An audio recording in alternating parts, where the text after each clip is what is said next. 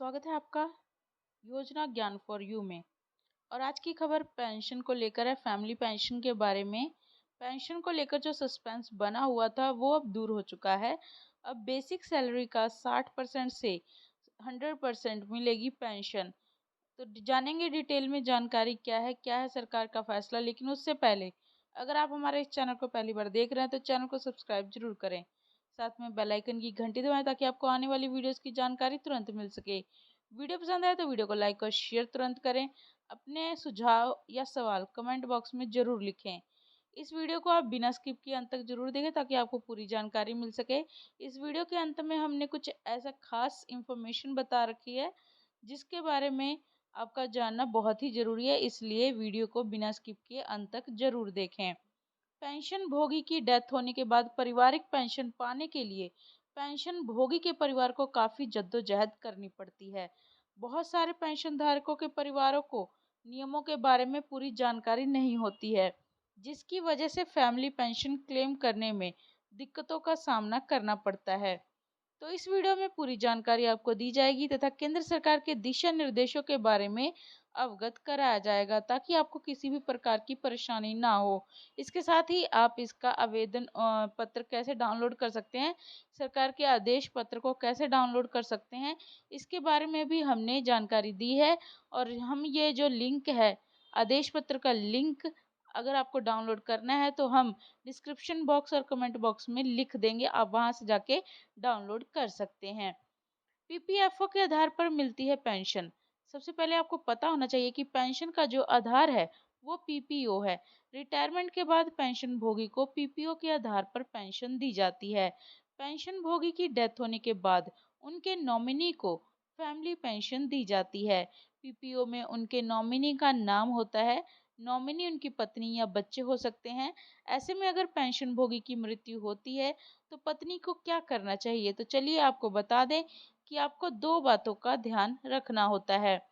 Pension भोगी के साथ ज्वाइंट अकाउंट में पेंशन, अगर आपका जो अकाउंट है वो ज्वाइंट अकाउंट था तो पेंशन भोगी के साथ अगर ज्वाइंट अकाउंट में पेंशन निकलती थी तो ऐसे में पत्नी को फैमिली पेंशन का दावा करते हुए एक हस्तलिखित आवेदन देना पड़ेगा।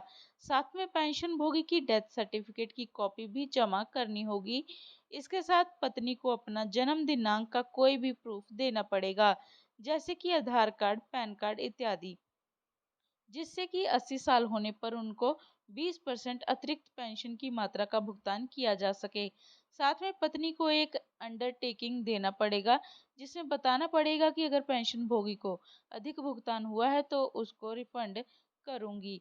पेंशन भोगी के साथ ज्वाइंट अकाउंट में पेंशन अगर आपकी नहीं निकलती है तो पेंशन भोगी के साथ ज्वाइंट अकाउंट में पेंशन नहीं निकलती थी तो ऐसे केस में फॉर्म नंबर 14 भरकर आपको देना पड़ेगा। साथ ही साथ ऊपर बताए गए सभी डॉक्यूमेंट्स पत्नी को प्रस्तुत करने पड़ेंगे।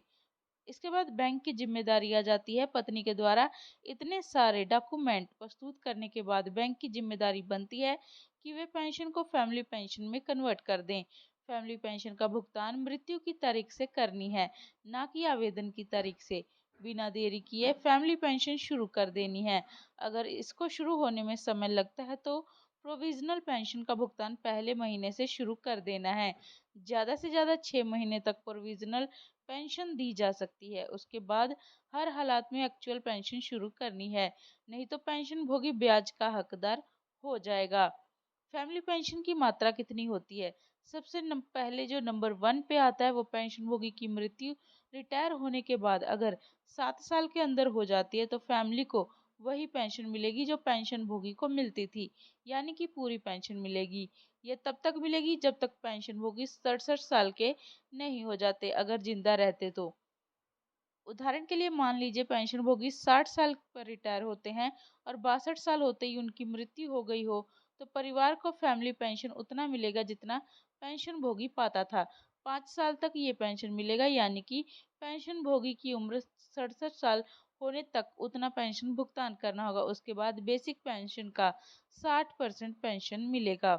अगर रिटायर होने के 7 साल के बाद पेंशन धारक की मृत्यु होती है तो पेंशन भोगी की बेसिक पेंशन का 60% फैमिली पेंशन दी जाएगी। उदाहरण के लिए मान लीजिए पेंशन भोगी की डेथ 67 साल के बाद हुई तो परिवार को पेंशन भोगी की बेसिक पेंशन का 60% फैमिली पेंशन के तौर पर मिलेगा। आशा करते हैं कि आपको ये जो उदाहरण थी वो समझ में आ गई होगी। तो आगे जानते हैं डीए के भुगतान के बारे में। पेंशन धारक की मृत्यु होने के बाद परिवार को पेंशन के साथ साथ महंगाई भत्ते का भुगतान किया जाता है। जो बेसिक पेंशन होगी उसके ऊपर महंगाई भत्ते की जो दर है उसका भुगतान होगा, उसमें कोई कमी नहीं होगी। कम्यूटेशन की कटौती भी हो जाएगी बंद। अगर पेंशन भोगी के ने कम्यूटेशन कराया था तो उसकी मृत्यु होने के बाद कम्यूटेशन की कटौती बंद हो जाएगी। परिवार को पूरी पेंशन मिलेगी। फैमिली पेंशन में से उसकी कटौती नहीं की जाएगी। आमतौर पर कम्यूटेशन बहाली 15 साल के बाद होती है, लेकिन पेंशन भोगी की डेथ होती है तो उसकी कटौती माफ हो जाती है और परिवार को पूरी पेंशन मिलती है। आदेश की अगर आप कॉपी डाउनलोड करना चाहते हैं तो आप ये जो लिखा हुआ लिंक है इसको टाइप करके वहां से सर्च कर सकते हैं। इसके अतिरिक्त हम ये लिंक आपको डिस्क्रिप्शन बॉक्स और कमेंट बॉक्स में पिन कर देंगे। आप वहां पर भी जाके चेक कर सकते हैं। आशा करते हैं कि ये जानकारी आपको यूजफुल लगी होगी और ऐसी जानकारियों के लिए चैनल को सब्सक्राइब जरूर करें, बेल आइकन की घंटी दबाएं, वीडियो को लाइक और शेयर करें ताकि और लोगों को भी ये जानकारी मिल सके और वो भी इस वीडियो से फ़ायदा उठा सकें। और अगर आपके मन में कोई सवाल है या सुझाव है तो आप कमेंट बॉक्स में ज़रूर लिखें। धन्यवाद।